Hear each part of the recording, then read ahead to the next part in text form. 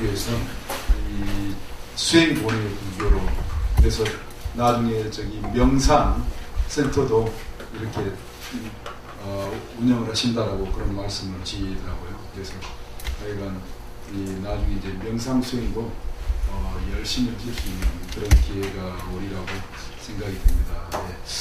네, 우리가 이제 전번 시간 공부는요, 지혜와 자비의 부처님 위해서 공부를 했습니다.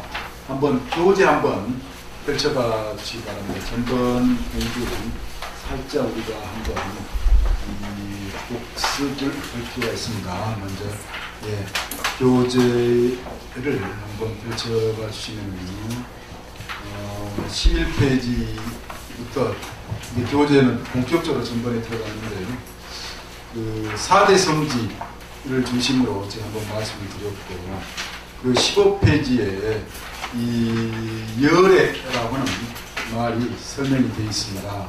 열애. 그래서 열애라고 하는 말은 진리의 세계로부터 오신 분, 또는 진리의 세계로부터 가신 분이라고 하는 그런 의미를 담고 있다라고 한다는 것. 대단히 중요한 그런 부처님 명호 중에 하나입니다. 부처님 명호가 굉장히 많습니다. 여러 이름들이요. 그런데 이 열애 대단히 중요하다. 그리고 나서 이 16페이지에 법신, 보신, 화신이 있습니다. 이걸 이 삼신, 부처님에 관한 이 사상 가운데요, 이 세 가지 몸이 부처님에게는 있다 해서 법신, 보신, 그 다음에 화신, 이렇게 돼 있죠. 그래서 이 법신은 간단하게 이야기하면은 이 진리의 몸이라고 하는, 법의 몸이라고 하는 그런 의미죠. 한문으로는. 그렇지만은 이 진리 그 자체, 진리 그 자체를 의미를 한다. 교리적으로요. 그리고 이 보신이라고 하는 말은 그 진리 자체로부터의, 근데요, 그 수행 공덕으로 인한 부처님을 의미합니다.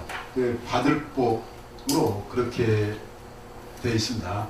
왜 이 받을법으로 되어 있는가라고 하는 것은 이 수행 공덕으로 인한 이 부처님, 대표적으로 이 아미타 부처님께서 이 법장 보살로서 오랫동안 수행을 하시죠.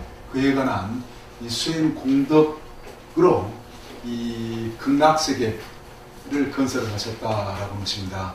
극락세계를 받으셨다라고 하는 그런 의미로 이 보신이라고 하는 말.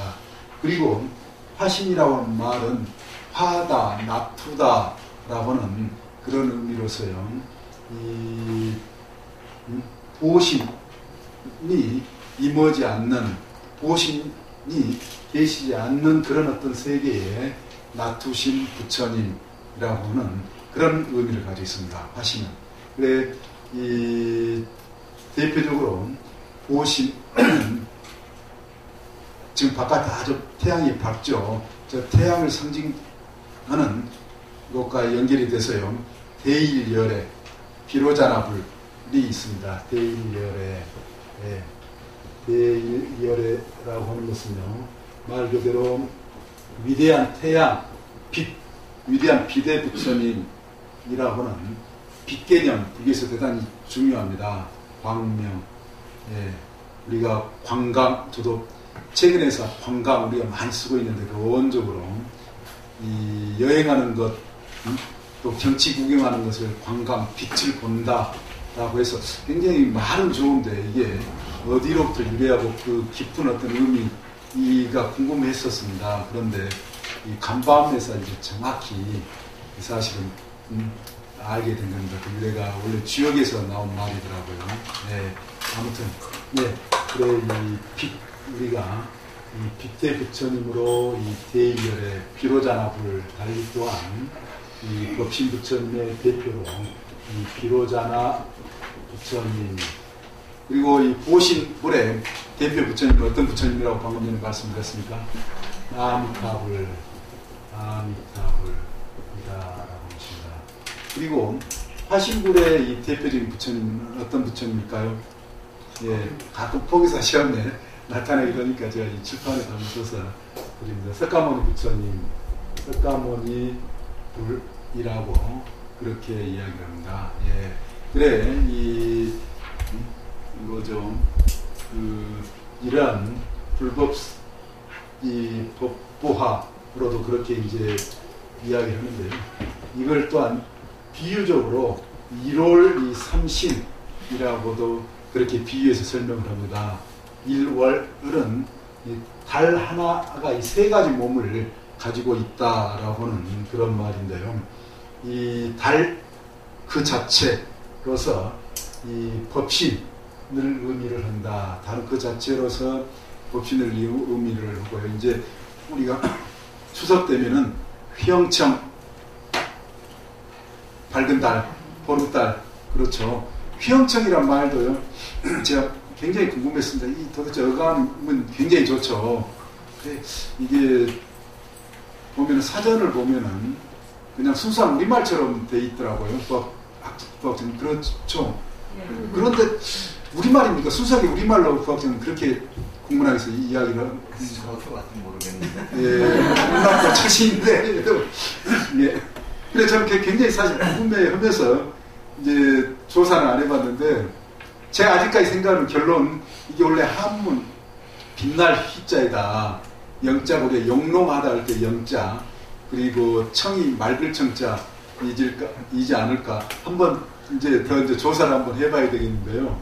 제 아직 현재까지 결론은 그렇습니다. 근데 이제 우리 한자에서 사실 원적으로요 불교와 또 우리 그 고전에서 중국 고전에서 온 우리말들이 굉장히 많죠. 그런데 최근에서 너무 이제 순수한 우리말 그 개수를 많이 늘리려다 보니까는 의도적으로 어떤 경우에는 의도적이라는 표현이 좀 그러는데요. 그 원적으로 이 한자와 이 한자로부터 구하는 것을 회피하는 그런 어떤 경우도 있지 않나 그런 어떤 생각까지도 저는 들어요. 사실 근데 깊이 더 따지고 알고 보면은 그 말들이 이 한자 즉 중국 고전이라든지 인도의 이 불교로부터 유래한 우리말들이 많은데 그게 이제 마치 이제 순수한 우리 그 말 그 개념에서 온 것처럼 그렇게 이야기하는 경우가 이제 많아져서 본래의 어떤 그 어원이 이렇게 묻혀버린 그런 게 많이 있는 듯하게 여겨질 때도 있습니다. 아무튼요, 그 달, 휘영청, 이 밝은 달 그 자체가 이 법신, 진리 그 자체를 의미하고 그 휘영청 밝은 달이 밤에 어때요? 그 달빛을 내뿜는다라고 표현, 뭐 교교하다는 그런 어떤 표현도 우리가 쓰고 그러는데요. 그 교교한 그 빛을 바로 이 보신이라고 그렇게 표현을 합니다. 비유적으로요. 예. 그리고 그런 어떤 달이 어디에 뜹니까? 밤에는요. 또한 어디 지상에도 떠요. 어디에 뜨죠? 강에도 뜨고 바다에 뜨고 수없는 많은 이 달이 하늘에는 하나의 달인데요. 이 지상의 강에는 수없는 이 달이 뜬다라고 하는 것입니다. 그걸 바로 화신, 나툰다. 세계마다 이 지역마다 나툰다 해서 우리가 이 천강 오린 지곡이라는 그런 이 우리 조선시대 때 그 쓰여진 어떤 이 저서 이름에도요 나오는 사실은 불교의 이런 삼신사상을 설명을 할 때 쓰여진 그런 말이다라고 하는 것입니다. 그래서 우리가 이제 절에 그 주련에 보면은 불신, 보편, 시방중이라고 하는 말, 불신, 부처님의 마음이 보편, 시방 가운데 아주 널리 있다. 그리고 오린, 청강, 일체동, 월인, 달에서 뭡니까? 인자라고 하는 것이 이 새겨졌다 해서 도장인자, 마치 이렇게 이 청강에 수많은 강에 도장이 찍혀진 것 같이 그 달이 비추는 것을 말합니다. 그래서 1000개의 강에 달 그림자가 동시에 이 비춘다라고는 이런 이치 1000개의 강에 이 달이 동시에 비춘다. 절의 주변에 그와 같은 이 말이 써져 있으면 우리 전통 사찰 절에 이제 유심히 가서 보면은 이런 34산 우리가 공부를 하고요. 가서 보면 이제 눈에 들어옵니다. 모를 때는 이제 눈에 안 들어오지만은 그래서 바로 이 세계 우주 법계 자체가 이 그 진리 자체의 이 부처님과 함께 이 수많은 이 부처님들이 시방 3세 세계에는요 이 수많은 부처님들이 놔두고 계신다. 그 중에 지금 우리가 이 속한 이 우주 3000대천 세계에는요 어느 부처님이라고 하는 겁니까? 석가모니 부처님이고요. 또 다른 우주에는 마찬가지로 수많은 부처님들께서 계신다라고는 그런 의미의 이 삼신사상에 이 간략하게 그렇게 이 설명을 드렸고요. 그 다음 이제 19페이지를 가면은 이 시간과 공간을 넘어선 여러 부처님에서요, 이 과거불이 있고 또한 미래불이 있다라고 하는 것입니다. 그래 과거불은 이 과거 6불 부처님, 석가모니 부처님 또한 과거를 7불로 이야기가 되지만은요, 이 석가모니 부처님 이전의 부처님으로서 이 비바시불, 시기불, 이 비사부불, 그 다음에 구류선불, 군화함 모니불, 가섭불, 우리가 이 지금 부처님은요, 석가모니 부처님 이전에 지금 우리 세계에 해당되는 과거불이다라고 하는 것입니다. 그리고 또한 우리 세계 이후에 과거불로서 오실 부처님이 어떤 부처님입니까? 미래불로서 미륵불, 즉 우리 이 한반도에도요, 이 불교가 전해지면서 미륵불 사상 굉장히 이 아주 신앙이 여러 곳에서 또 오랫동안 신앙되어 온 이 부처님이십니다. 그래 우리가 이 들판에 이렇게 가서 보면은 미륵불이 아직도 남아있는 백제시대 때, 뭐 신라시대 때요, 그런 경우가 많이 있습니다. 그 이야기는 그만큼 우리 조상들이 미륵불 신앙을 아주 열심히 했다. 새로운 세계를 갈구하는 그런 신앙의 힘이 있었다라고 하는 것을 알 수가 있습니다. 그리고 20페이지 가면은요, 넘어가면은 이렇게 공간이 무한히 불교의 공간과 우주관은요, 이 공간이 무한하다. 이 무한한 공간에 동방의 묘의세계는 아척불이 계시고 이 서방에는 아미타불, 그리고 뭡니까 남방에는 보상불, 북방에는 리묘불 등으로요, 우리가 동서남북으로는 그렇게도 이야기를 하지만은 그 외에도 아까 말씀드린 것처럼 이 뭐죠, 월인청감이라고도 비유적으로 이 30불과 함께 설명이 되듯이 이 끝도 갓도 없는 우주 공간에 이 수많은 부처님들께서 놔두고 계신다라고 하는 것이 이 불교의 이 불타가 아니라 불신사상이다라고 하는 것입니다. 그리고 이제 21페이지로 넘어가면은요, 거기에 이 18가지 불공법에서 부처님의 덕성 이름으로 18가지 불공법이 나옵니다. 이게 한문으로는 이렇게 되어 있습니다. 지판을 하나 띄워보면요.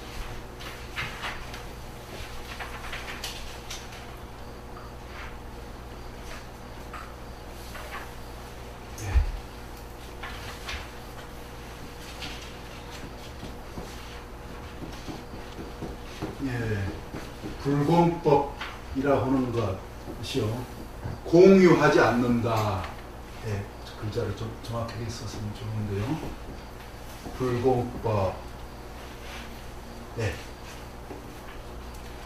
공유하지 않는다, 나누어 갖지 않는 그런 법이다. 즉 부처님만의 이 공덕이다. 부처님만이 갖추신 그런 덕성이다 라고 하는 것입니다. 그래서 첫 번째가 뭐로 되어 있습니까? 10개의 힘, 힘력. 그리고 두 번째가 뭐로 되어 있습니까? 사무예심, 예상. 무소외심 또는 무예심이라고도 그렇게 하고요. 세 번째는 뭐로 되어 있습니까? 삼염주. 네 번째는 뭐가 되어 있습니까? 대비, 대자 대비. 네 개요. 예. 예. 그래서 10개, 4개, 3개, 1개 하면 몇 개입니까? 예, 18개. 왜 18개 법인가라고 할 때에 이렇게 있으면 개수가 이렇게 되는 겁니다. 예. 그래서 우리 그 교재를 보면은요, 교재를 중심으로 해서 21페이지에 이 부처님의 10가지 힘력은요, 도리야 아닌 것을 분명히 분별하시는 지혜의 힘으로 그렇게 되어 있죠. 그렇죠? 예. 그 도리야 아닌 것을 분명히 분별하시는 지혜입니다. 이건 이제 우리가 견주어서 한번 생각을 해보시면은 그 의미가 분명, 이런 말이구나, 이런 뜻이구나, 라고 해서 분명히 알 수가 있습니다. 여기 계신 분들은 도리야 아닌 것을 분명히 분별하실 수 있어요? 예? 이제 자기 진단. 예. 그런데 이 부처님께서는 이걸 분명히 분별하시는 그런 지혜의 힘을 가지고 계신다라고 하는 것입니다. 예. 지금 우리가 늙어 죽을 때까지 이 도리 아닌 것을 분명히 알기 위해서 공부를 쉬지 않고 하는 경우가 많습니다. 예. 그런데 이 깨달음을 성취하신 분은 바로 이 도리 아닌 것을 바로 분명히 아신다라고 것입니다. 우리가 페이지를 넘겨서요, 이 두 번째, 그 업과 그 과보를 분명히 아시는 지혜입니다 라고 하는 것입니다.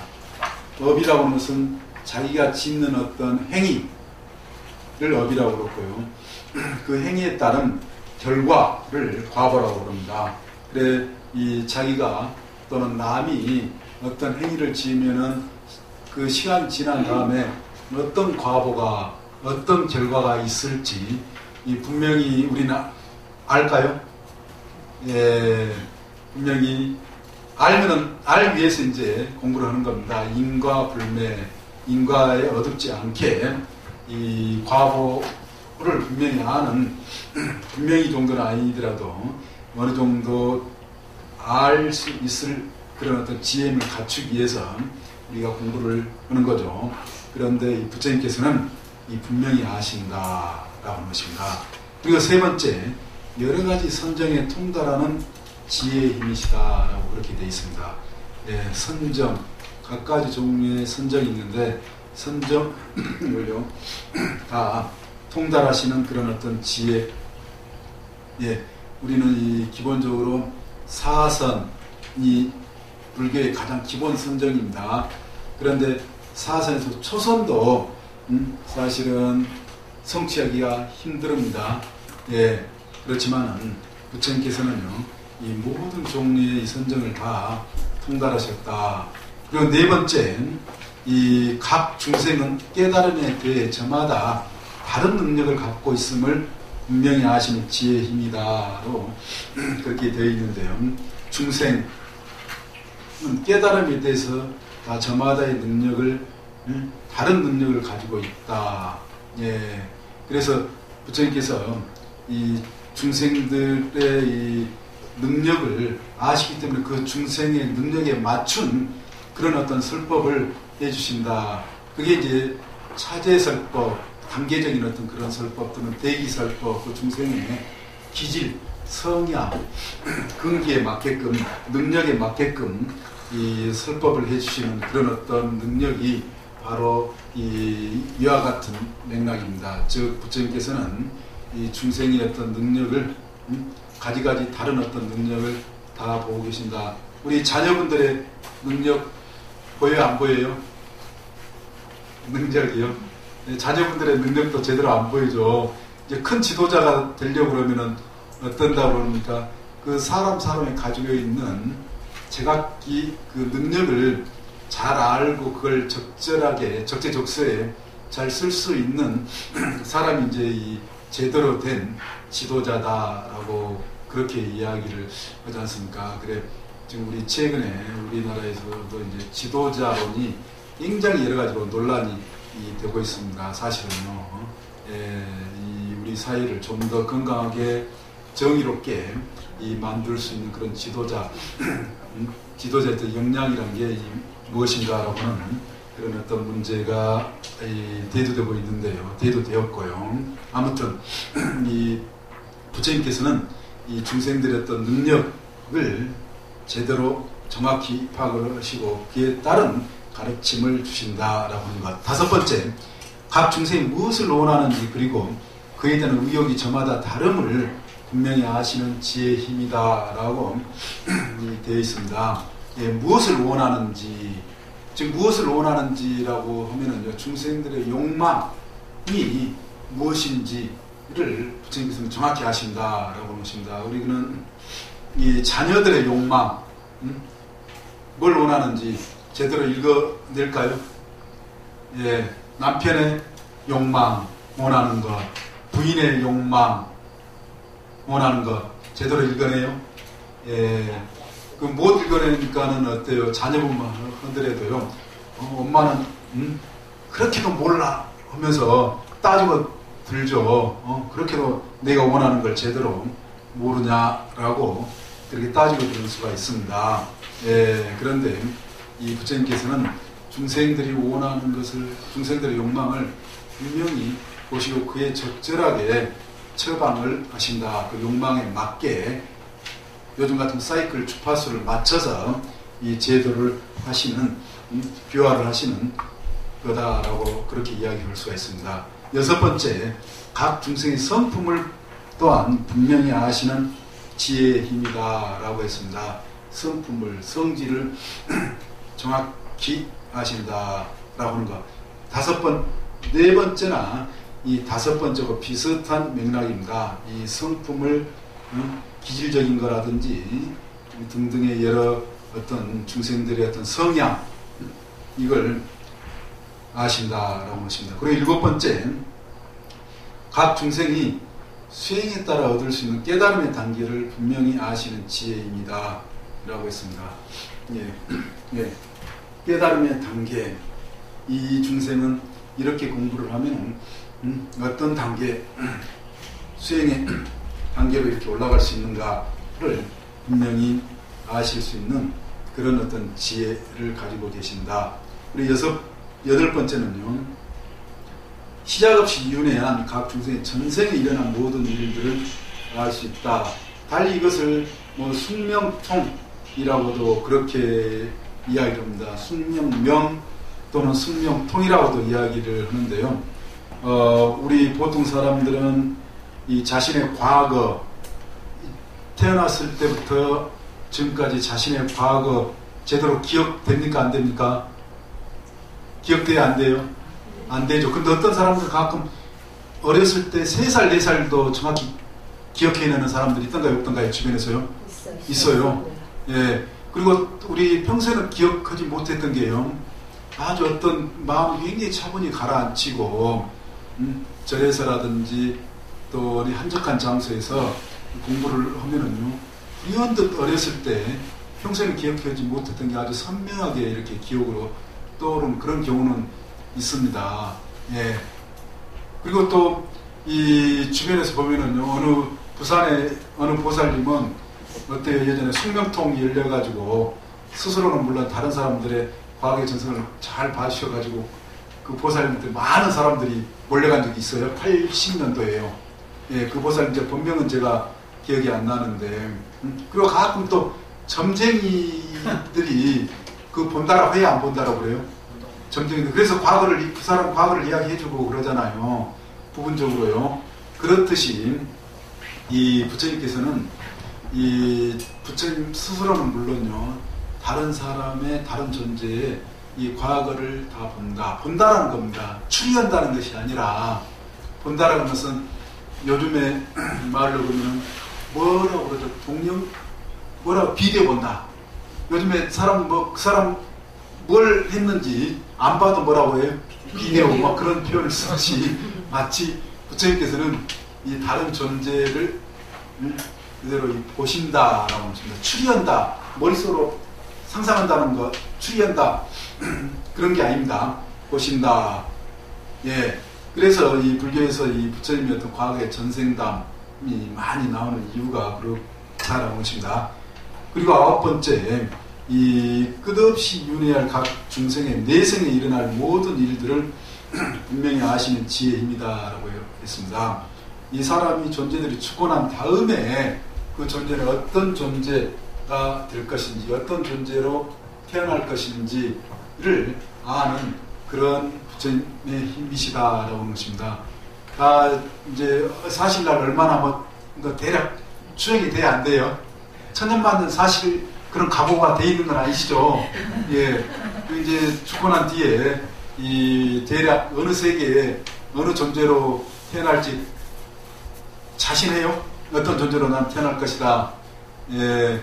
그렇지만은 이 불교 공부를 하면은요, 인가에 어둡지 않게 돼서 대략은 내가 이렇게 이제 세상을 살아온 것을 봐서는 이런 정도의 어떤 이 다른 어떤 존재로 태어날 가능성이 있다.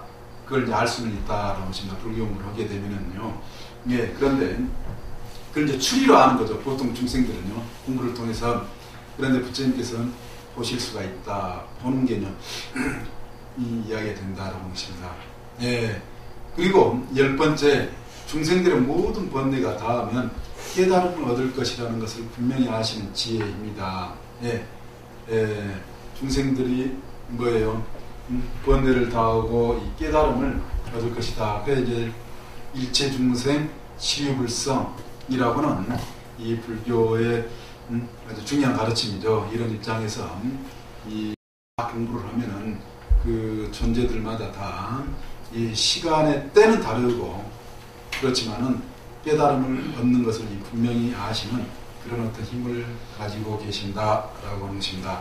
예, 그 다음에 이 4가지 확신이 있습니다. 예, 4가지 확신. 첫 번째가 뭐냐? 그걸 이제 삼염주로 4가지 확신. 사무예심 칠판에요. 예, 우리 교재는 사무소에로 그렇게 소자가 들어가기도 합니다. 그냥 소자 빼기도 하고요. 두려움이 없는 4가지의 마음이다 라고 하는 것입니다. 외자가 두려울 외자죠.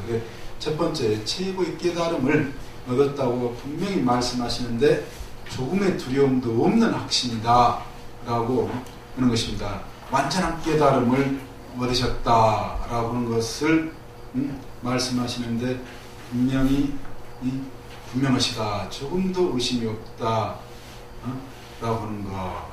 예. 우리는 어떻습니까? 자신의 공부의 어떤 정도 수준에 대해서 이 의심 없는 그런 어떤 확신, 이게 있기가 쉬운 게 아닙니다. 그런데 이 부처님께서는 이 완전한 어떤 깨달음까지도 다 얻으셨다라고 하는데 그 어떠한 의심도 없으시는 그런 확신이 있으시다. 그래서 그걸 정등각 무예라고 하는 그런 그 가로치고 한문으로 그렇게 돼 있죠. 그 페이지 23페이지에요. 정등각, 바르게 완전한 깨달음을 얻으셨다라고는 이 두려움이 없다라고는 그런 의미로요. 예. 그리고 두 번째, 모든 번뇌가 다 소멸되었다라고 말씀하시는데 분명히 말씀하시는데 조금의 의심도 없는 그런 확신이다라고 했습니다. 모든 번뇌가 다 소멸됐다라고 하는데 분명히 스스로를 진단을 하시는데 아주 이 부분에 분명하다라고 하는 것입니다. 예, 깨달음도 완전하게 얻으셨다라고 하는 것과 함께 일체했던 번뇌도 다 제거가 되었다. 그리고 세 번째, 모든 번뇌를 다 소멸시키는 데 방해가 되는 그런 어떤 수행법을 분명히 말씀하시는데 이 조금의 주저도 없는 그런 어떤 확신이다 라고 하는 거. 예. 수행법, 일제했던 수행법을 다 설해 주셨다 라고 하는 거.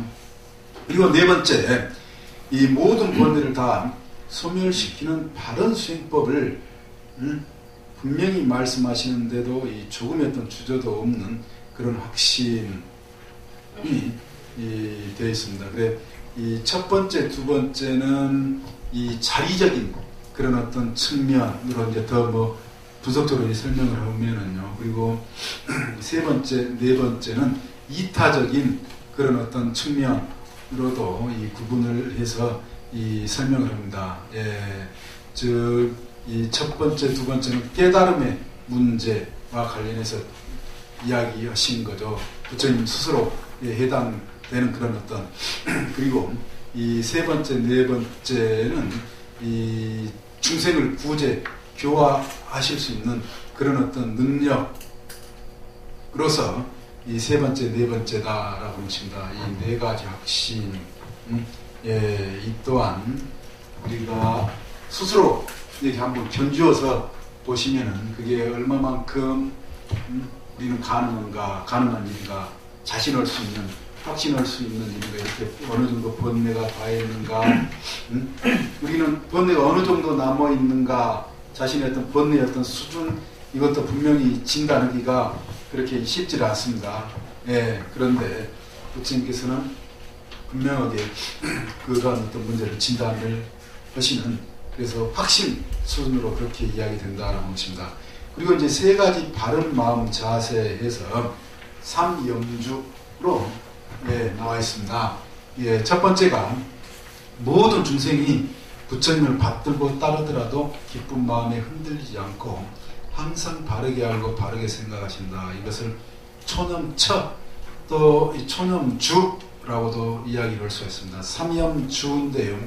이 처로 우리가 되어 있는 것은 이 원래 이 빠따나라고 하는 말을 한문으로 이 주로도 번역하고 장소처, 이 장소를 점유를 하고 있다 라고 하는 것은 머물고 있는 거죠. 그렇기 때문에 한문의 대가들이 이 부처님 말씀에 빠따나라는 말을 머물주나 아니면 장소 처자로 번역한 겁니다. 같은 말이다 라고 하십니다. 예. 그리고 이 두 번째, 모든 중생이 부처님을 믿지 않고 비방하더라도 불안한 마음에 흔들리지 않고 항상 바르게 알고 바르게 생각하신다. 그걸 정념, 정지, 한문으로는 이 정념, 정지로 되어 있습니다. 바르게 알고, 예. 정념, 정지. 네, 지금 우리 교재에서 이렇게 풀어서 항상 바르게 알고 바르게 생각하신다 라고는 그게 한문이요. 예. 그래서 그리고 또한 세 번째는요. 어떤 중생은 부처님을 받들고 따르지만 또 어떤 중생은 믿지 않고 비방하더라도 기쁜 마음과 불안한 마음에 흔들리지 않고 항상 바르게 알고 바르게 생각하신다 라고 해서 첫 번째, 두 번째에 해당하는, 모두 해당되는 경우라 하더라도 거기에 부처님 스스로 어때요? 어떤 이 마음의 어떤 동요도 일으키지 않으십니다. 달리 이야기는 대단초연하신다라고 하십니다. 우리는 어떻습니까? 다른 사람들이 좀 칭찬해주고 축제에서 기분 좋아요, 안 좋아요? 그렇죠. 깎아내리고 비난을 하는 이야기, 그리고 뒷담화 했다라고 하면은 기분이 안 좋죠.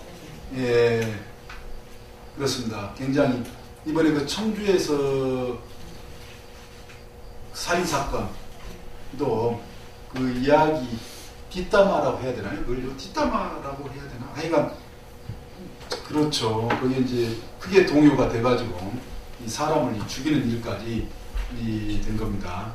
그렇듯이 우리는 이 사람들이 이제 이 축제를 세워주고 깎아내리는 이런 것에 굉장히 아주 이 마음을 신경을 많이 씁니다. 보통 중생들은요. 그런데 이 부처님께서는 그렇지 않으신다라고 하는 것입니다. 왜 자기 자신의 어떤 삶이라든지 어떤 인생관이라든지 칠판에 좀 쓰여 있지만은요, 분명하다는 주체성이 분명하면은 다른 사람의 이미 자신을 헐뜯는다거나 뭐 칭찬한다거나 해도 꿋꿋하다, 뭐 크게 동요하지 않는다. 그렇지만은 이 자의식이나 주체의식이 약하면 약할수록 다른 사람들의 뭐에 민감해요? 편판에 아주 민감하다라고 보십니다.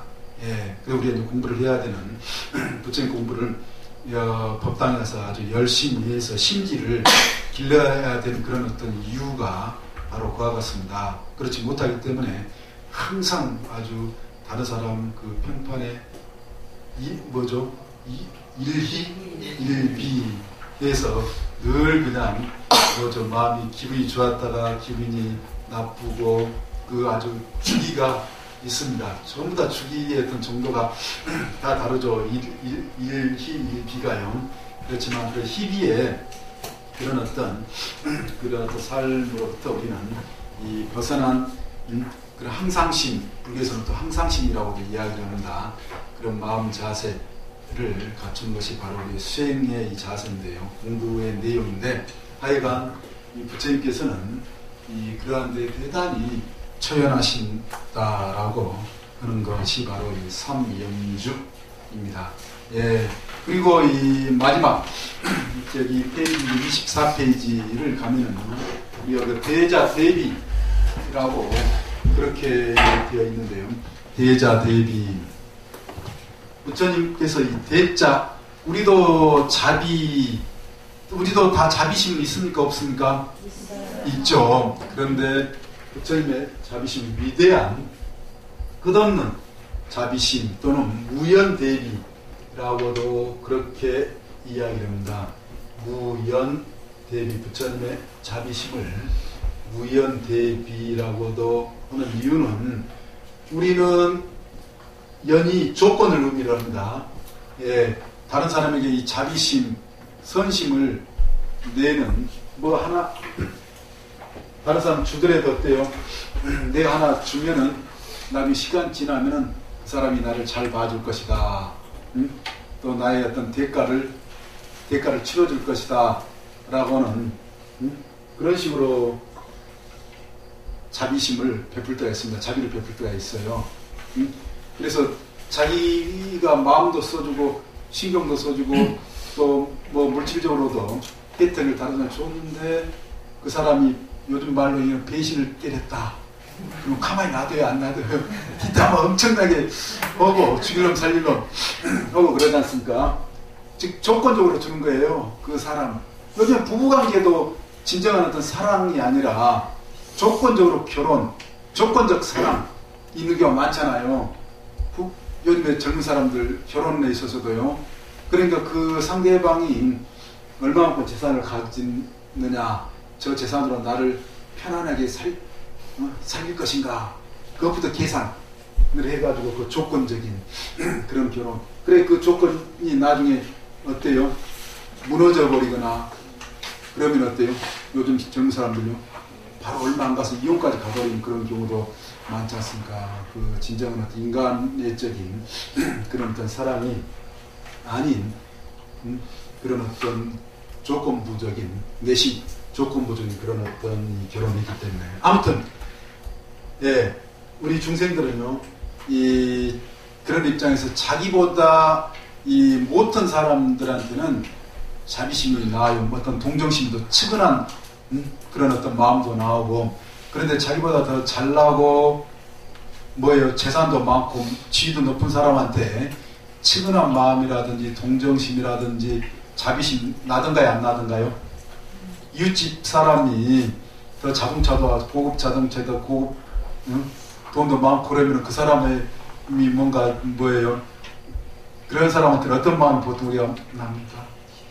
질투심, 부러워하고 질투하고, 경우에 따라서 더 나쁘게는 시기에는 그런 마음. 그래서 그런 사람들이 잘 안 되면은 잘 안 되면 아주 기분이 좋아요, 안 좋아요? 예시. 굉장히 기분이 좋으세요. 어떤 사람들이요. 예. 오히려 거기 행복감을 느낀다는 거예요. 즐거움을요. 우리 중생들이요. 그래서 이 중생들은 자기 욕망 수준에 따른 남에 대한 어떤 측은한 마음, 동정심, 자리 이런 게 일어난다라고 하십니다. 그런데 이 부처님께서는 조건을 떠나서 일치했던 존재에게 이 자비심이라나 이런 걸 통해서 이제 우리가 왜 이게 불공법인가 라고 하는 것을 이제 구체적으로 알 수가 있습니다. 그리고 이런 어떤 18가지를 총체적으로 다 갖추신 분이 누구라는 겁니까? 부처님이시고요. 물론 아란이라든지 큰 위대한 보살들도 부분적으로는 이런 어떤 공덕, 덕성을 가지고 계신다는 겁니다. 가지고 계시는데 이렇게 원만하게 18가지를 다 부족하신, 부족이라면 다 갖췄다는 겁니다. 부족하신 분은 바로 부처님. 그렇기 때문에 불공법이다 라고 한다는 겁니다. 예. 그래 24페이지까지 우리는 이 공부를 했고요. 25페이지 부처님 10가지 다른 이름.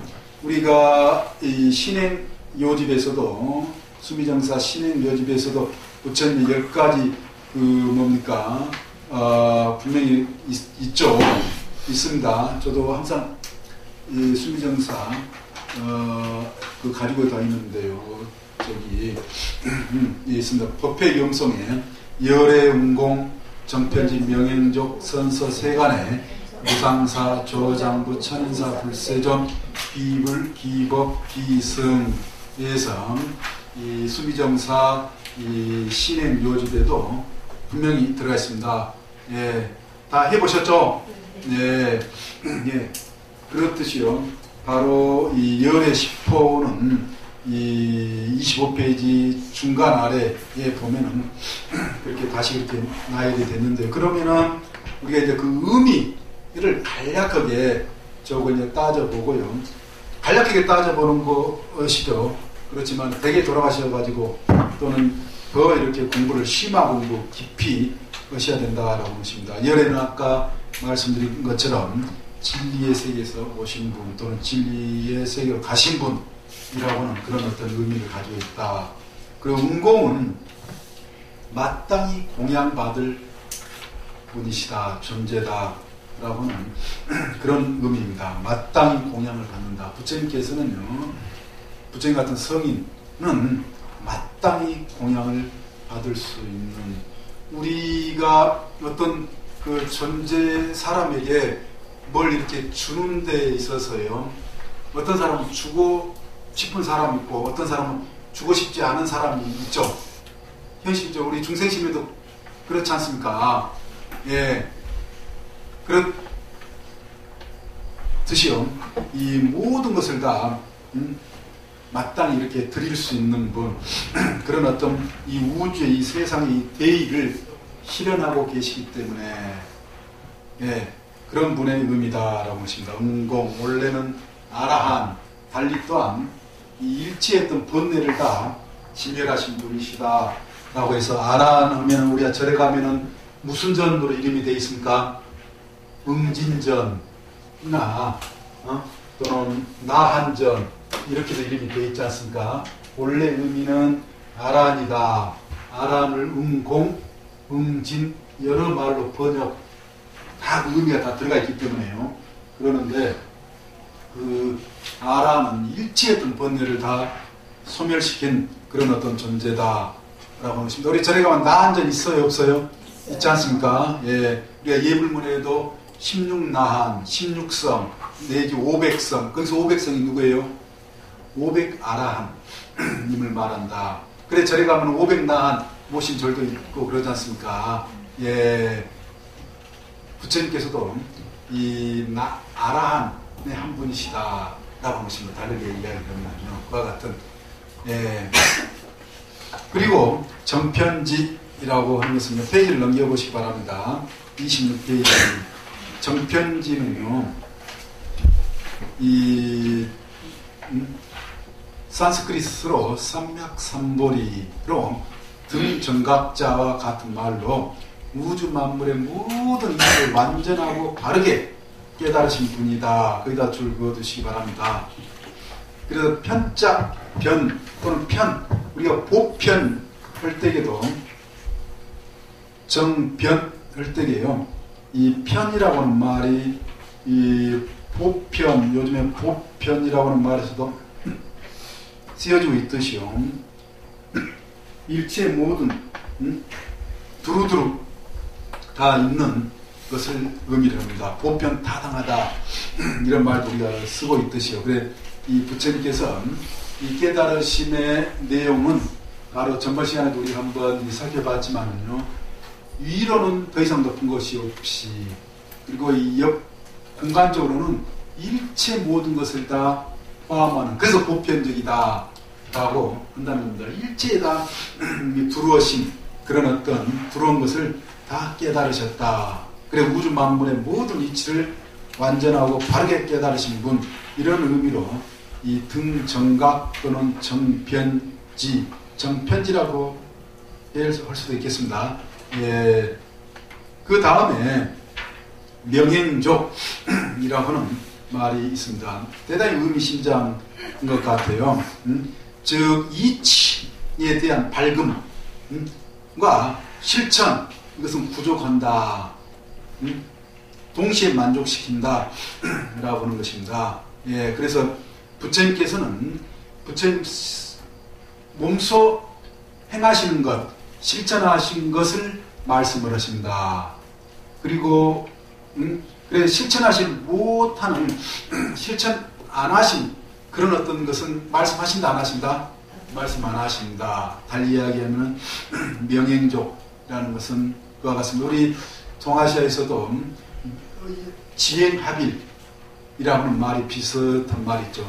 지행합일. 공자님도 비슷한 말씀을 하셨지 않습니까? 말하고자 하는 말을 먼저 행하고 그 후에는 자신이 행함을 따라서 말을 한다라고 하는 이 논어의 그 말도 굉장히 유명하지 않습니까? 이 공자님이나 부처님이나 이 비슷한 그런 어떤 말씀, 즉 실천과 이 이론 또는 말하는 것을 분명히 함께한다, 분리되어 있지 않다, 떠나 있지 않다라고 하는 것입니다. 많은 다른 어떤 종교가들이 그렇지 않는 경우가 많아요. 말만 앞서가지고 말만 선언을 하고 자기 몸으로는 보여주지 못한 그런 어떤 점들이 상당히 이야기되는 경우가 있습니다.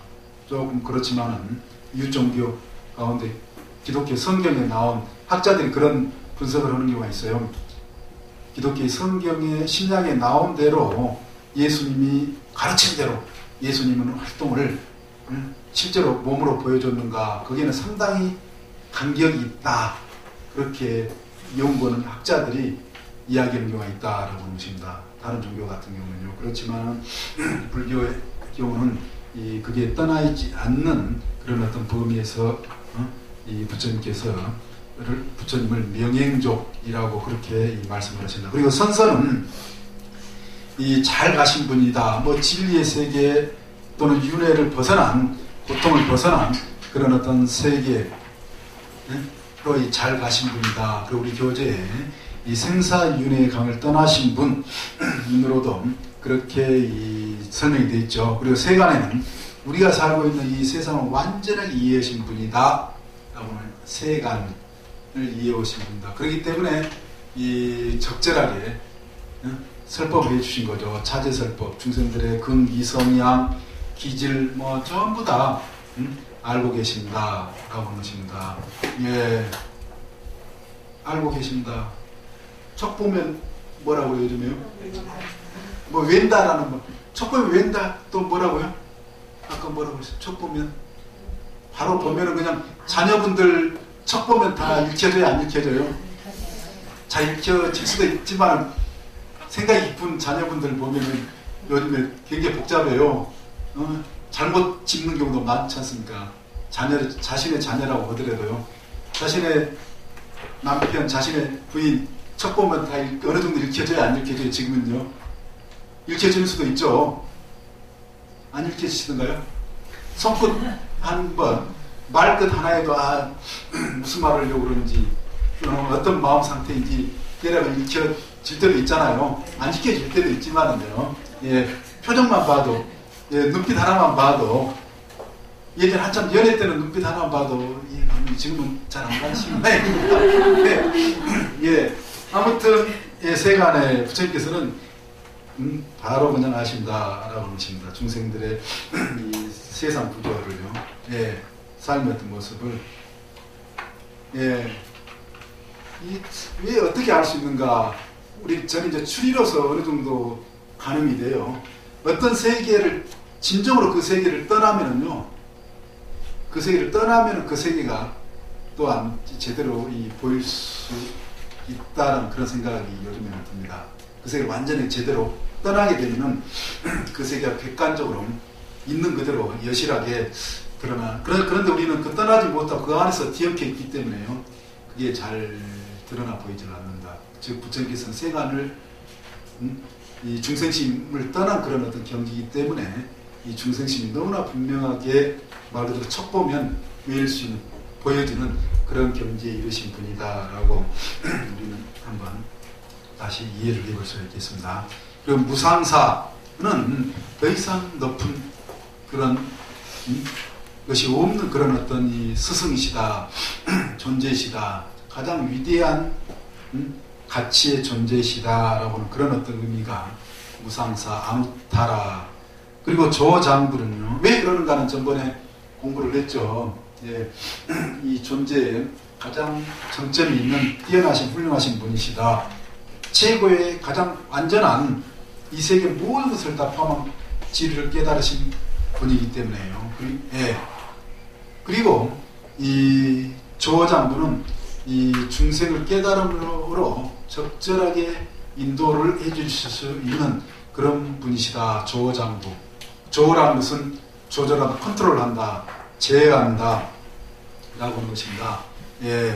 아주 적절하게 이 가이드, 이끌어서 이끄시는 분이다 라고 하는 것입니다. 조장부는요. 그리고 천인사는 하늘과 신, 모든 존재의 스승이시다. 왜 천인사라고 하는지는요, 우리가 뭡니까, 이 전번시에 육도윤회에서 천상의 세계도 바로 있죠. 천상의 세계도요. 그런데 그 천상의 어떤 존재조차도 신들도 부처님을 모신다 라고 하는 것이, 우리가 절에 신중단이 있는 것처럼요. 그렇기 때문에 천인사, 그리고 마지막 이 불세존이라고 하는 것은, 이 세존이라고 하는 말이 이제 중요한 건데, 불은 이미 반복이 됐기 때문에요. 세상에서 가장 존귀하신 분이다.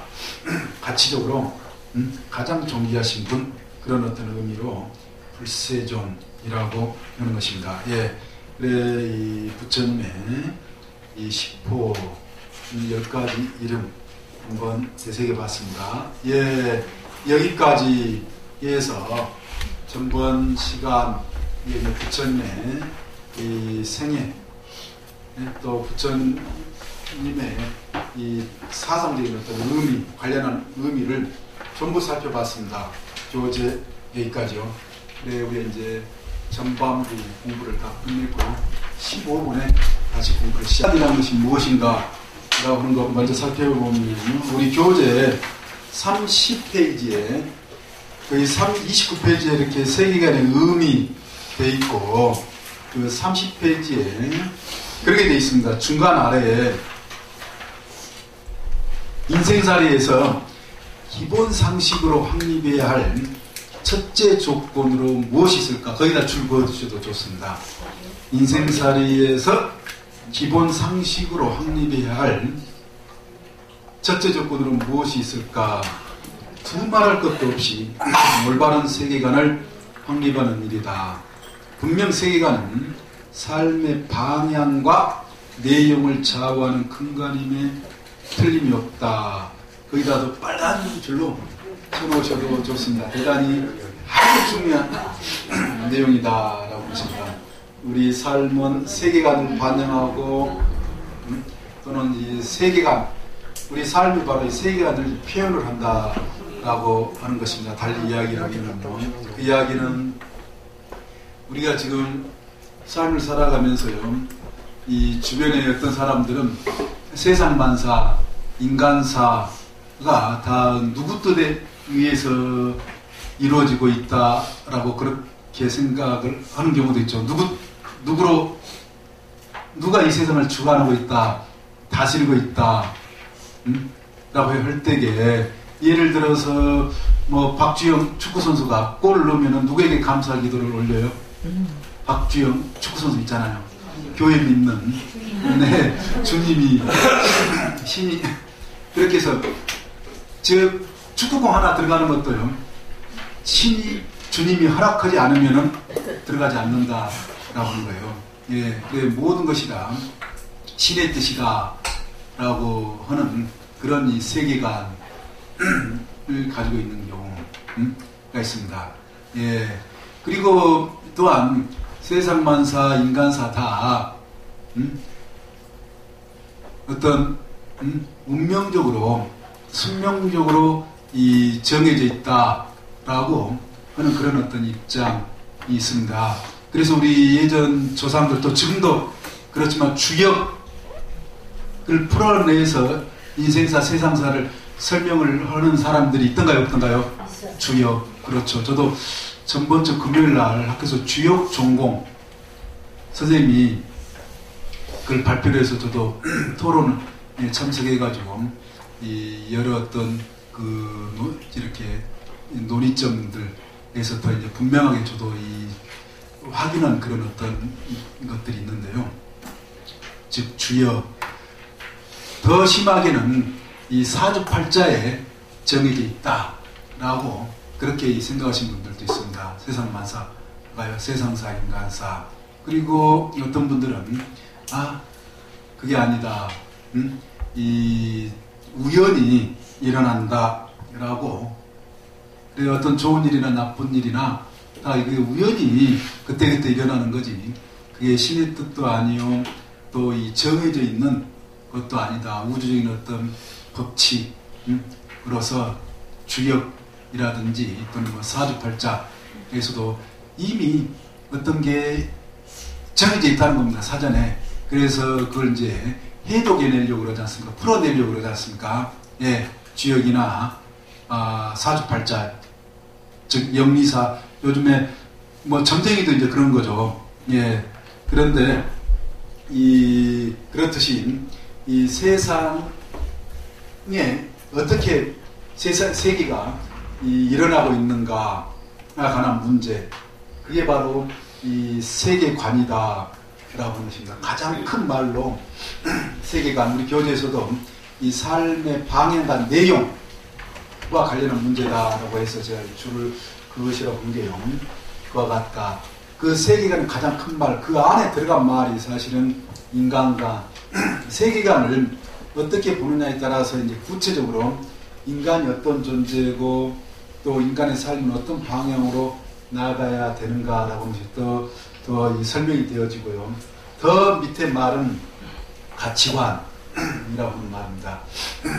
좋은 가치, 나쁜 가치를 어떻게 봐야 될 것이고 어떻게 실현을 해야 될 것인가 라고 하는 가치관, 이 세 가지 말은 우리가 이 중고등학교에서부터 대학에 이르도록까지 교육학에서도 교육직에서 굉장히 중요한 말로 이야기가 됩니다. 그래, 이 세계관을 어떻게 확립시키느냐에 따라서 또 세계관이 무엇이냐에 따라서 그 삶의 어떤 그 사람들의 어떤 삶의 내용과 방향은 달라진다 라고 하는 것입니다.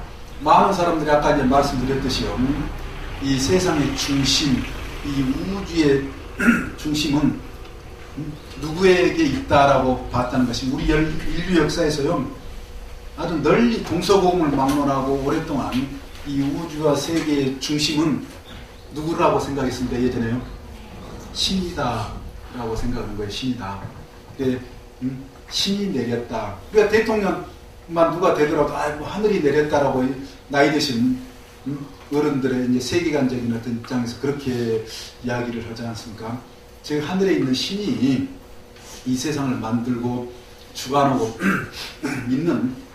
있다라고 하는 그런 어떤 겁니다. 교회에 다니는 사람들, 모스크, 이슬람 교도들, 또 힌두 교도들 다 그렇습니다. 신의 뜻에 의해서. 예. 그래서 그 신에게 제사 지내고 그 신에 기도하고 해서 그 신이 이제 복과 화를 다 주관하고 있다. 그래서 그 복주는 화를 내리는 그 신을 기쁘게도 하고 달래기도 해서 자신의 어떤 화복을 조정을 하려고 하는 겁니다. 교회 다니시는 분들 그렇잖아요. 일요일마다 가서 두 손 불끈 쥐고 신을 찬양, 찬송하는 또 미사의식이라는 여러 어떤 의례를 통해서도 신이 기분 좋을 것이다 라고는 그런 어떤 강구하는 겁니다. 예. 그렇듯, 네. 그래서 이 예전 우리 고대에 또 지금도 그렇지만은 이 우주와 세계의 중심은 신으로 보는 경우. 더 이제 좁게는요.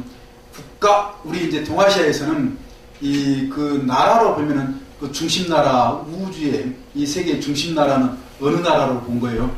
오랫동안 중국으로 봤지 않습니까? 그래서 중국, 스스로 중국이라고 그러고, 그래 우리는 그 중국을 아주 굉장히 4대 사상이라고 그러잖아요. 실제로 4대 사상도 했습니다. 우리는 소중화라고 우리 스스로 자청할 정도로요. 모든 잣대는 이 중국이 잣대였던 겁니다. 그리고 나라별로는 이제 그렇지만은요.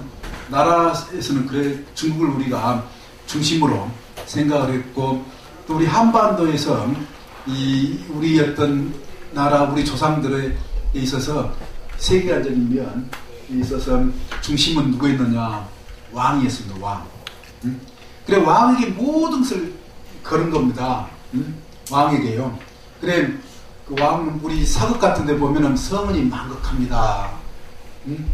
귀양 보내가지고요 사약을 받들게 하면서도 마지막까지 뭐라고 그래요? 왕을 칭찬하고 죽어야 될 정도로 이 세상의 중심은 왕이었다라고 보십니다. 예. 한 가정에 있어서는 부부지간의 가정이 가장 기초라고 할 때예요. 남자하고 여자하고 누가 중심으로 예전에 봤습니까? 예? 남자. 지금은 그걸 받아들여야 안 받아들여요. 물론 여기 계신 거예요. 남자가 어디까지나 중심이었던 이 세상의 중심이었던 거예요. 국가적으로 보면 왕이 중심이었던 한 가정에서는 요즘에 이제 부인이 중심이어가지고 자주주 실세 사실은 부인인 경우가 많잖아요. 그런데 이 예전에는 어디까지나 이 남자였다. 여자의 남녀 간의 문제에 있어서요. 누가 주인이었어요? 남자와 여자하고요. 남자가 주인이었습니다. 그래 여자는 시집가기 전에는 아버지 그리고 시집가서는 누구예요? 남편이 죽고 난 다음에는요 아들 해서 어디까지나 이 세상 모든 것의 중심은 이 남자였다라고 하는 것입니다. 예. 그래 남자 따라서 죽기도 하고 남자 함께 죽임을 당하기도 했잖아요. 내심 죽고 싶지는 않아도 죽고 싶지 않아요. 그래서 우리가 저기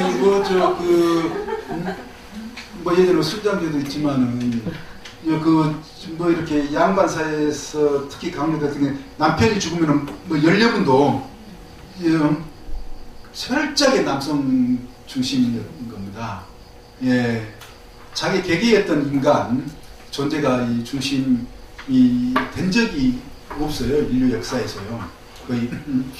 그런데 지금 이제 그 민주적인 어떤 가치에서는 사실 엄격하게 우리가 예전처럼 멸사봉공해가지고 국가의 개개인 희생 그게 정당하다라고 이야기합니까? 안 합니까? 정당하지 않다라고 이야기합니다. 그렇지만 예전에 우리가 특히 왕조 시대로 갈수록 어때요? 이 개개인의 어떤 인권, 개개인의 어떤 생명의 어떤 가치는 그야말로 하찮게 여겨진 그런 경우가 많았다라고 하십니다. 아까 여자가 남자 따라서 죽어줘야 되는 이런 어떤 시대가 많았던 것처럼 오래된 것처럼요. 지금 하지만 요즘에 우리 어떤 인간의 어떤 세계가 조금의 어떤 이 변천은 가져온 것 중에 하나는 모두가 인생의 삶에 있어서 중심이어야 된다라고 하는 일종의 민주주의적인 가장 기본 정신 이념이라고 해도 괜찮다. 이 우주의 이 세계의 이 중심은 그 누구에게도 그 어떤 것에도 있는 게 아니라 누구라고요? 바로 자기 자신이다 라고 하는 것이 이제 요즘 최근에야 우리 사람들이 그렇게 돼야 된다는 겁니다. 그게 바르다는 겁니다. 그런데도 우리가 예를 들어서 그 대통령 탄핵 때 그런 모습을 보여줬잖아요. 뭐 황성합니다 해서 거기 가서 삼성들 가서 그걸 이제 신민의식 아직도 우리 사람들에게는 삶의 세계 중심은 자기가 아니라 대통령 아니면 군주라든지 그런 사람들이 아직도 있어요. 우리나라 물이 덜 빠졌다라고 하는 것입니다. 아직도 이 세계관의 정리가 안 된 분들이 많아요. 그래 그 대통령을 예를 들어서 전부로 생각하는 이 세상의 중심으로 그래 목숨을 그거는 그런 사람들까지도 나올 정도로요. 예, 아직도 우리에게 이 신민의식이 있는 게 바로 이 세계관, 인간관, 가치관적인 면에서 이 참 오래된 인류에 있어서 아주 이 심하게 얘기하면 낡아빠진 검토되지 않는 진리적으로 검토되지 않은 낡은 그런 어떤 이 사고방식이다라고 하는 것입니다. 아직도 굉장히 우리 한반도는 민족들이요 빨리 지금 뭔가 변화를 겪고 있다라고 하지만 우리 역사에서도 과거 뭐 조선의 그런 어떤 이 세계관 뭐예요? 인간관 가치관 이게 아직도 깊게 배어 있는 분들이 우리 주변에 굉장히 많습니다. 그래서 지금 세대 간의 갈등이라 이런 게 전부 그런 어떤 맥락과 이 관련이 돼 있다라고 하는 것입니다. 즉 여기서 제가 이제 뭘 지금 말씀드리려고 우리가 불교의 중심 세계관 할 때 연기법이라고 하는 것이 어떤 의미를 가지고 있는가라고 하는 것을 이제 아는 가장 중요한 그런 거죠. 그런데 이 불교는 지금으로부터 2600년 전에 이 세상에 출현을 했죠. 부처님 가르침 진리를 드러내셨죠. 부처님께서. 그런데 2600년 전에 사실 말씀하신 게 뭐냐. 모든 존재는 다 개개했던 존재는 자기 자신이 우주와 세계의 뭐라고요? 중심이다. 주인이다. 중심이 돼야 되고 주인이 돼야 된다. 라고 한다는 것입니다. 그 사상이에요. 핵심은요. 연기법이 바로 그와 같다. 그렇지 못한 사고방식이 뭐냐. 세상을 보는데요. 주종관계나 이 종속관계로 이 세상을 보는 겁니다. 종속관계. 그렇지 못한 세계관, 인간관, 가치관이 뭘 거기에 담고 있느냐. 종속관계. 아까 말씀드렸던 것처럼 이 부부지간의 관계. 예전에 부부지간의 관계에 여자는 부인은 누구에게 종속돼 있어요? 남편한테 종속돼 있어요. 거의 동서공을 막론하고요. 그리고 신하들은 누구한테 종속돼 있다라고요? 국민들한테 왕에게. 왕이 파리 목숨처럼 여기면서 다 죽일 수가 있어요. 마음에 안 들면은요. 신하들도 백성들도 마음에 안 들면 그렇게 했습니다. 그 신민의식 지금도 그러니까 그런 것이 덜 빠져가지고 있는 우리 어떤 국민들이 아직도 시민들이 아직도 있다라고 하는 것입니다. 우리 사회에서요. 종속관계를 보기 때문에 그렇다. 철저해요. 너무 생각 깊이 그게 주입되어 있는 겁니다. 쇠뇌되어 있어요. 달리 이야기를 하면 오랜 그 역사 속에서요. 그런 어떤 사고방식이 뭐냐. 달리 주종관계다. 주종이라는 것은 뭐예요? 주인과 종이다. 예, 이 종은 누구에게 속해 있는 거예요? 주인에게 속해 있다. 라고 하는 것입니다. 교회 다니는 사람들이 하나님을 뭐라고 해요? 주님이라고 그러잖아요. 주님. 그리고 스스로를 뭐라고 그래요? 종이라고 한다. 그게 인류의 그러니까 가장 오래된 낡은 세계관이에요. 사실은요. 이 세상을 보는데 최고의 정점에 누가 있다? 창조주, 조물주, 신이 있다. 그리고 그 밑에 단계적으로 이 존재가 있다. 그 가장 높은 존재의 그 밑에 존재는 뭐라고요? 종속돼 있다. 종속돼 있다라고는 이런 사고방식이 바로 인류에 있어서 동서고금을 막론하고 이런 세계관, 이게 바로 중심적인 이 세계관이다라고 보십니다. 기독교, 이슬람교, 지금도 우리 인류에 덜 빠진 잔존하고 있는 종교예요. 덜 깨어난, 세계관적으로 덜 깨어난 사람들에 의해서 유지가 되고 있는 거죠. 달리 이야기를 하면은요. 우리의 당군사상이 종교예요, 아니에요? 종교예요. 당군교도 있었고요. 예, 당군교도 있었고. 이 당군교에서도 예를 들어서 거기에서도 우리 사상이지만, 우리 민족 사상이라고는 그러지만은, 거기도 기독교라든지 이런 종교들하고 거의 맥락이 비슷해요. 과거의 종교 사상들이 세계 동서고금, 말 그대로 동서고금을 막론하고 뭘 우리가 알 수가 있느냐면요. 남자는 어디로부터 왔어요? 세상에 먼저 환인이라고 하는 최고의 신이 전제가 돼요. 그리고 최고의 신이 환웅이 어때요? 지상으로 내려왔다라고 하는 것입니다. 그리고 그래서 누구를 곰과 호랑이 관련해가지고 동굴에 쑥과 마늘로 해가지고 그로 해서 태어난 존재가 누구예요? 누구라고 해요? 당군이라고 그러죠. 다 아시니까 간략하게 이야기를 하면요. 지금 남자는 어디로부터 왔어요? 하늘로부터 왔다. 여자는 어디로부터 왔어요? 짐승으로부터 왔다. 짐승으로부터 온 거예요. 짐승으로. 그것도 아주 고역스럽게 시험을 해가지고 남자에 의해서 선택을 하는 그런 존재잖아요. 여성이라고 하는 것은 남성과 달리 그런 분명한 위계가 있다. 그것을 위계적 세계관이라고 저는 그렇게 세계관이라고 그렇게 이야기합니다. 위계적 세계관. 즉 우리 사상에도 그렇지만은 이렇게 이 주종관계 계급이 있는 거예요. 계급이 있다. 존재의 계급이 있다. 그래 우리 종교에서도 보여주고 있듯이 최고신이 있습니다. 최고신. 조물주 창조주라고 보고요. 그리고 그 밑에 마치 천사 같은 기독교의 천사 같은 신에 마치 심부름꾼 거룩한 신이 몸속 움직일 소냐 하는 그런 예전 사람들의 생각에 천사 같은 그런 존재가 있고 그 다음에 뭐예요? 사람. 더 이해하기 쉽게 우리 이웃에 있는 교회 나가는 사람들이 많이 보고 우리가 또 기독교가 아주 열렬한 그 기독교인들한테 선교 다 당해보신 적 인천 지역 특히 뭐예요? 기독교 선교가 아주 집요하게 하잖아요. 특히 인천 지역 그런 것 같아요. 거기에서도 이 남녀가 있다라고 하십니다. 남녀. 그 기독교에서 또 남녀를 이야기를 합니다. 그리고 이 동물, 기독교를 더 성경을 중심으로 해서 이야기를 해보자면은요. 더 우리가 알기 때문에 쉽게 와닿는다. 기독교의 최고신, 조물주 창조주, 여호와신, 또 이슬람교도 마찬가지입니다. 거의 50보 100보 비슷하다, 같은 뿌리다.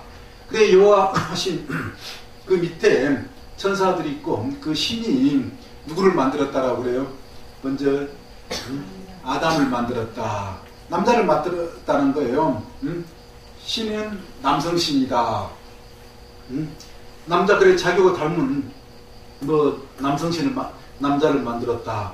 그리고 나서 이제 보니까는 이 아담이 뭔가 외로워하는 것 같다. 심심해하는 것 같다. 그러니까 심심풀이 땅콩으로 누구를 자고 있는 아담의 갈뼈를 취해가지고 이불을 만들었다라고 하는 것입니다. 즉 원래 그 창조 계획은 여기는 없었다. 그런데 이 존재를 위해서 있는 거예요. 남자의 존재를 위해서 달리 부속물이다. 그게 상징적으로 담고 있는 것은 남자의 부분으로 나온 부속물이다. 부속의 존재다. 종속의 존재다. 아니면 종속과 남자의 딸린 존재다. 부속의 존재다. 그리고 1차적인 그런 어떤 존재가 아니라 뭐라고요? 2차적인 존재다. 라고 그런 어떤 의미를 담고 있습니다. 우리 당문신화에서도 거의 비슷한 그런 어떤 사상을 보여주고 있는 것처럼요. 철저하게 남자 중심입니다. 그런데 그래서 이제 제가 언제 시간에 말씀드렸지만 종교하는 사람들끼리 저도 여기 서울신학대학 부천이든가 부평이든가요? 서울신학대학교가 있는데 거기 강의 몇 번 신학대 가보게 되고 그랬는데, 그리고 우리 이제 종교는 그 사람들끼리 농담 삼아서 기독교식이에요. 남자는 뭐예요? 그 질그릇이고 여자는 뭐라고 한다고요? 본차이나 한다는 거. 정말 한번 제가 말씀드렸잖아요. 이건 지륵으로 만들고 뭐 갈비뼈를 쥐에서 만들었다라고 그러는 거는 본차이나라고 그래요. 2차적으로. 그런데 이 기독교 같은 경우 대표적으로 이 보여주는 게 여기까지는 이제 해서 더 세상의 모든 어떤 죄악을 누가 다 끌어들였다라고 이야기해요. 누구한테 다 뒤집어 씌워놨어요? 여자한테 다 뒤집어 씌우는 거예요. 따먹지 말라는 선악과 따먹어서 여자. 그래서 전번에도 말씀드렸듯이 언제 한번 말씀드렸듯이 왜 기독교가 2000년 역사에서 지금 여자 사제가 나온 게 최근에 지금 일부에서 지금 억지로 인정하고 있는 거예요. 여자 사제. 불교처럼 비구니 그런 개념이 있는 것이 아니라 원래 수녀가 성직자는 뭐 사제 개념이라고요? 아니다라고 하십니다. 철저히 아니에요. 오로지 신부만이 의례를 직전이 가능한 존재다라고 하는 것입니다. 여자 사제, 여자를 인정을 근본적으로 성경에 딱 그렇게 못을 박아놓은 거예요. 여자가 이렇게 죄를 세상에 모든 걸 끌어들였기 때문에 오로지 여성은 교회 안에서 잠잠해야 된다. 입도 뻥끗 해서는 안 된다. 라고 하는 거예요. 그래서 신을 찬송하는 그런 찬송가에서도 소리의 어떤 조화를 내기 위해서 여성의 그런 소프라노라든지 이런 어떤 소리를 내기 위해서 남자를 예전 중세 기독교 사회에 어떻게 했어요? 어떻게 해서 그 소리를 내게 했어요? 거세를 시켜가지고 소리를 내게 할 정도였어요. 예. 세상의 모든 제약, 그건 유럽에 있어서도, 유럽 신화에서도, 유럽의 신화라고 지금 이야기할지 모르 유럽의 종교에서도 판도라 상자 이야기 들어보셨어요? 안 들어보셨어요? 모든 제약을 누가 다 불러들였다는 거예요? 판도라 상자. 거기서 여자예요. 통소공을 막론하고 이런 어떤 위계적인 이런 어떤 사고방식, 세계관, 세계관이 어떻게 이제 인간과 관련이 돼 있는가, 그리고 가치관과 연결되어 있는가를 이제 알 수가 있는 겁니다. 이런 어떤 이 사고방식, 즉, 하늘에 최고신이 있을 것이다. 그리고 그런 가운데 또 나라에서는 또 누가 최고고 이 우주의 중심이고 세계의 중심이고 또 한 집안에서는 그의 아버지 남자고 그리고 남녀 관계에서는 또 남자이다. 이런 어떤 세계관이 순한 이런 식으로 다 장치가 되어 있다라고 하십니다. 거의 예외가 없어요. 거의 예외가 없다. 기독교식으로 또 이야기를 이해하기 쉽게요. 사람하고 사람 위에 어떤 존재도 이 창세기 보면은 사람에게 동물들의 모든 종들을 지배 정복, 성경 분명히 그렇게 표현이 되어 있어요. 지배 정복하라 이렇게 표현이 됐다라고 하는 것입니다. 동물들을요, 사람 위의 존재들을. 예, 그래서 기독교 사회가 이 자연의 문제라든지 동물들을 죽이거나 살성하는데 죄책감을 느끼지 않고 예전에 가능했던, 요즘에 이제 좀 상황은 달라졌지만 생명사상 예전에 그래서 이제 더 이 동양보다 더 이렇게 이 다른 어떤 지역을 더 지배를 하고 더 이 확장하는 이런 게 이제 나아갈 수 있었다라고도 그렇게 이제 설명을 하기도 하지만요. 지배 정복하라. 즉 성경에 이 사람에게 종속되어 있는 게 동물 식물이다.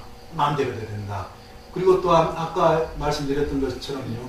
사람이나 가운데서도 여자는 남자에게 종속되어 있고 이 사람, 남자 여자 모두를 포함해서는 누구에게 종속되어 있다? 신에게. 그래서 종이라고 주님이라고 지금 아주 분명하게 우리 주변에서 우리의 이웃 중에서 보여주고 있는 세계관입니다. 가장 인류의 오래된 세계관입니다. 인류예요. 그런 가운데 이제 한켠에 뭔가 이것이 아닌 것 같다 라고 하는 그런 어떤 견지에서 우리 주역 아까 말씀드렸지만은 주역이나 뭐 우리 그 노장 도덕경이나 이 노장 도교 같은데요. 그게 아닌 것 같아요. 뭔가 우주적인 어떤 섭리, 인격적인 어떤 신이 아니라요. 우주적인 어떤 섭리로 뭔가 정해져 있다. 라고 하는 그런 이제 사고방식으로 이 세계를 이해를 해보려고 하고 인간을 이해를 해보려고 했다. 그래 주역을 풀어서 세상사 인간사를 설명을 해온 게 그게 우리 한편에 있지 않습니까? 운명론, 숙명론처럼 여겨지는 그게 즉 뭐냐면요.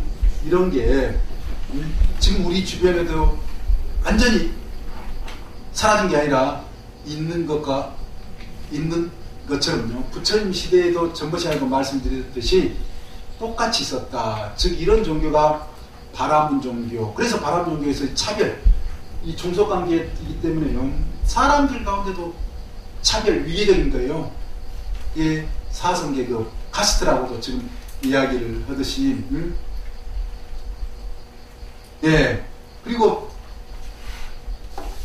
뭡니까? 그 기독교에서도 민족 간에 사람 사는 사이에서 민족 간에 차별로서 이 선민 사상에서 성경에 나온 대로 있는 그런 어떤 맥락이 양태는 조금씩 다르지만 다 이 비슷비슷한 이 사고방식을 떠나지 않고 우리 인류는 현재까지도 거의 내려오고 있는데 2600년 전에요. 부처님께서는 어떻게 말씀하셨느냐. 이런 세계관이 맞다 틀리다? 틀리다. 전적으로 틀리다. 라고 비판을 하셨다. 그 비판하시게 된 게 부처님의 깨달음으로 깨달음의 내용이 바로 이걸 직접적으로 비판하시면 이런 건 잘못된 세계관이다. 그래서 새로운 세계관으로 중심 세계관이 되기도 하고요. 새로운 세계관으로 이 우주의 세계에 우리 인류에게 제시를 해주신 게 바로 연기법이다. 그로부터 이 불교가 시작된다라고 한 것입니다. 예, 이런 세계관 지금도 물이 덜 빠지고 있는데요. 우리 주변에서 이런 세계를 벌써 2600년 전에 철저하게 부처님께서는 이거 잘못된 세계관이다. 도를 깨치고 보면은요, 깨달음을 얻고 보면 이거 잘못된 세계가 아니다. 진리가 아니다. 마찬가지로 주역이라든지 이런 데서 이야기하는 어떤 이 세상이 세상 인간 이게 정해져 있다. 이것도 아니다. 라고 한다는 겁니다. 그래서 우리가 전번 시간에 이 삼종 외도설이라고 하는 그걸 공부를 했습니까? 안 했습니까? 첫 번째 자재화자인설, 두 번째가 숙작인설, 세 번째는 무인무연설. 한번 써드렸어요? 안 써드렸어요? 써드린 것 같은데 안 써드렸나요? 혹시요?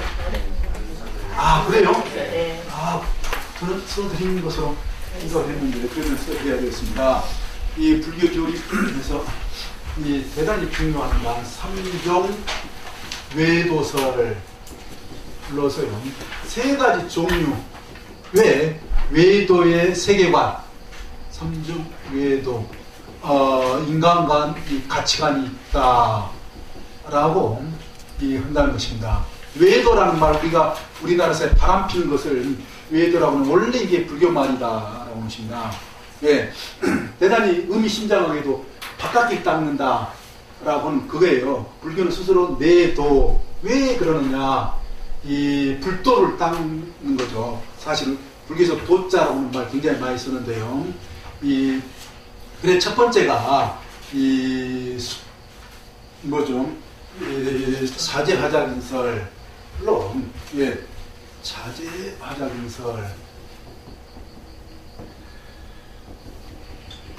자재화작인설로요. 이 한문으로 쓰면은 이 자재화작인설.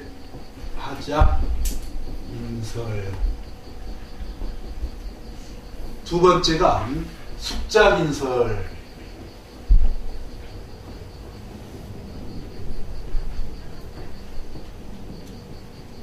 한문을 좀 더 똑바로 써드려야 되겠죠. 예, 숙작인설. 세 번째가 무인무연설.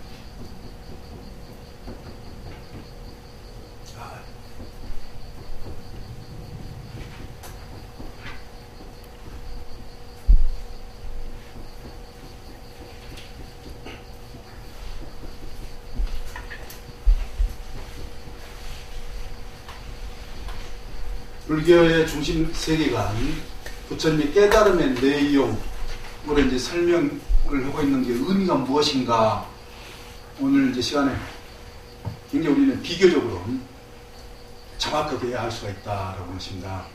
이걸 왜더라고 그랬다. 그러면서 왜더라는 비판하는 말입니다. 진리가 아니다. 네. 그런 점에 있어서 첫 번째에 당시의 바람교, 신관념, 신개념을 중심으로 세계의 근원, 인간의 근원, 본질, 가치의 어떤 문제를 이야기했던 종교가 지금의 기독교나 이슬람교, 가톨릭이나 개신교처럼 당시에 바람교가 그랬다. 즉 바람교의 자제천, 이슈아라신이라고 합니다. 여러 이름들이 있는데 이슈아라신이 창조주, 주물주다. 기독교 신은 똑같아요. 예. 그 이런 신이 세상을 만들고 창조를 하고 다스리고 있다. 라고 하십니다. 그래서 길흉하복, 인간 문제에 있어서요, 기륭하고 흥망성쇠를 대화자, 대개하고 짓는 그런 어떤 원인적 존재다라고 하는 것입니다. 창조주, 주물주가. 기독교인들, 우리 이웃에 있는 기독교인들 그런 식으로 지금도 그렇게 생각하고 있잖아요. 응? 주님 하면서 세상사, 인간사, 즉 기륭하고 흥망성쇠 다 신의 손에 달리기 때문에 아주 주일마다 가서 두 손 불끈 쥐고 강구하는 거예요. 기도하고. 그 이유가 그렇다. 인도에서도 그렇고 거의 전 세계적으로 고대 사회에서 비슷한 그 종교의 형태다라고 하십니다. 그리고 이 숙작인설은 뭐냐? 아까 말씀드린 것처럼 주역이라든지 우리 사주팔자 이런 어떤 사고방식들은 뭔가 신은 아닌 것 같은데 뭔가 내재적으로 정해져 있다. 그러니까 단지 우리의 인지적으로 그걸 모를 뿐이다. 그래서 그걸 이제 이야기하는 데서 늘 뭔가 사람들이 그걸 이야기했다면 그걸 가지고 이제 풀어내는 거예요.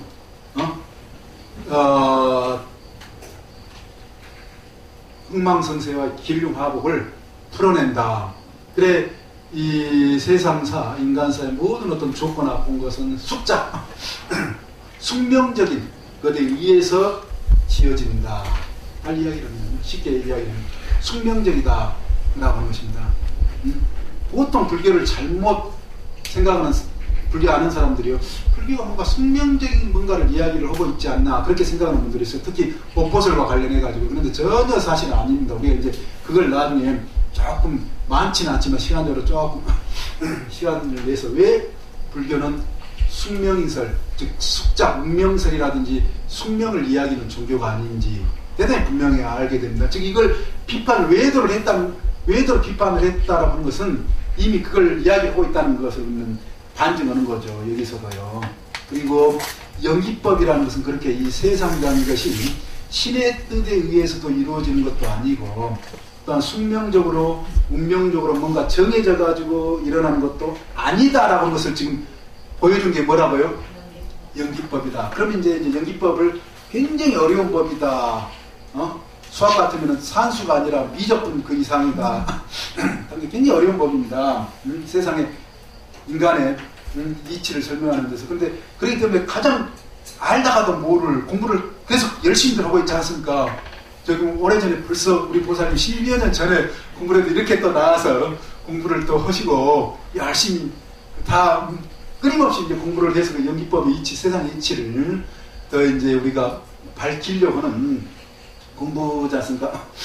예, 세상이 그 숙명적인 그런 뭔가 정해져 있는 것도 아닌 것을 분명하게 말씀하시는 게 연기법이다. 그 연기법과 관련은 업보설로 더 구체적 말씀을 해주고 계신다. 그리고 세 번째, 보통 동서양을 막론하고요, 이런 어떤 사고방식이 아니면은 또 보통 사람들이 쉽게 갖는 이 세계관이 뭐냐면요, 무인무연설. 즉 세상은 신의 뜻도 아니다. 신의 뜻에 의해서 이루어지는 것도 아니고 뭔가 운명적으로 숙명적으로 정해져 있는 것도 아니다. 뭐라고요? 그때그때 상황에 따라서 일어난다. 좋은 일, 나쁜 일. 그렇게도 생각하는 사람들이 있다라고 하십니다. 그걸 무인무연설. 부처님께서 이렇게 세 가지로 정의를 해주고 계십니다. 이 사람들이 가질 수 있는 모든 세계관, 물론 당시에 이런 세 가지 종류의 세계관을 가진 사람, 다 분류를 이런 식으로 할 수가 있습니다. 여러 사상가들, 종교가들이 있었지만은요. 그리고 요즘 현대 사상에서도, 현대 철학에서도 세계관적인 문제를 논의하는 철학, 똑같이 부처님까지 똑같이 이야기를 하셔요. 놀랍습니다. 저는 이런 걸 이제 보고 굉장히 놀라워 해요. 2006년 전에 부처님께서 말씀하신 요즘 현대 사상에라도 너무나도 똑같이 일치적으로 이야기를 한다. 즉 이걸 요즘 현대 철학 신의론이라고도 그렇게 이야기를 합니다. 그리고 이 두 번째를 뭐라고요? 숙명론 또는 결정론이라는, 결정론이란 말, 철학에서는 결정론이란 말을 많이 씁니다. 숙명론, 운명론, 결정론, 뭐 예정론, 신학에서는 예정론을 쓰고요. 기독교도 일종의 이러한 요소가 들어가 있어요. 기독교도요, 이슬람이요, 다 이러한 요소와 함께 기독교도 이러한 요소가 들어가 있다라고 하는 거 전번에 제가 마칼리 보살라 이야기할 때 설명을 드렸을까요? 기독교에서 그래서 시한부 종말론이 이미 정해져 있다. 시계, 예전에 우리 태학 가문 시계에 천천히 풀리면 나중에 따르릉 하듯이 종말이 있다라고 한 거예요. 기독교 신중심의 종교. 그래서 신중심의 종교는 시작한 게 항상 종말을 이야기를 합니다. 왜 종말을 이야기해야만 사람들이 어때요?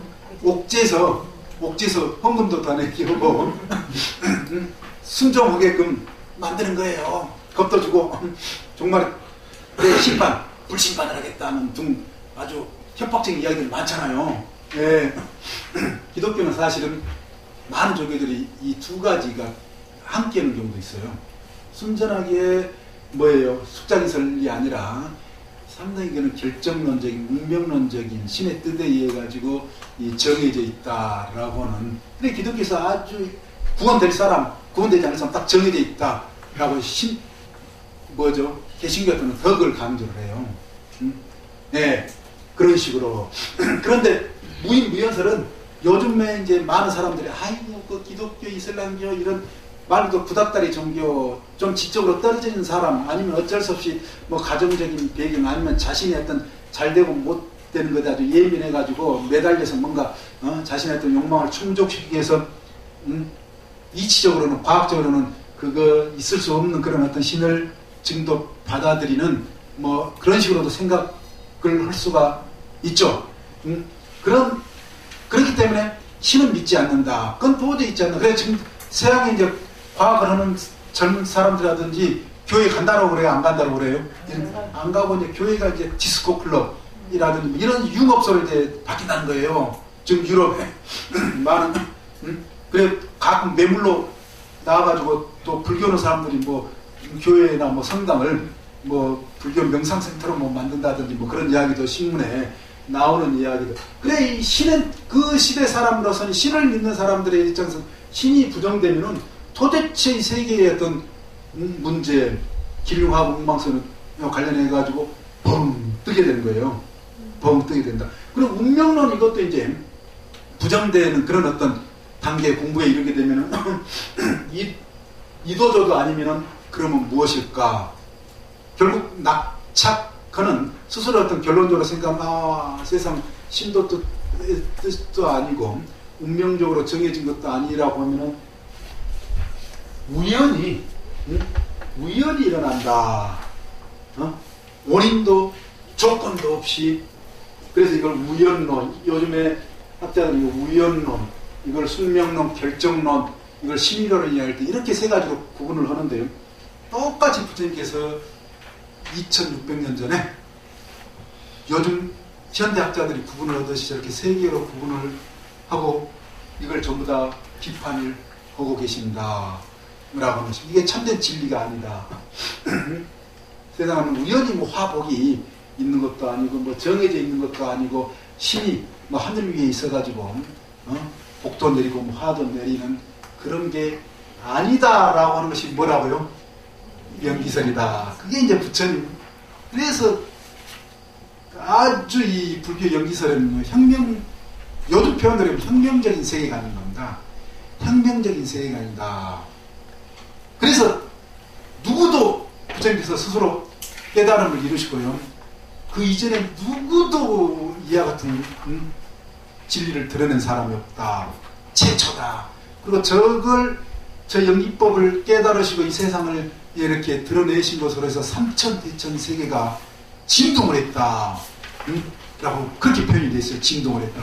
너무나도 놀라운 그런 어떤 이 사건으로 일로 그렇게 이야기를 보고 있는 겁니다. 예.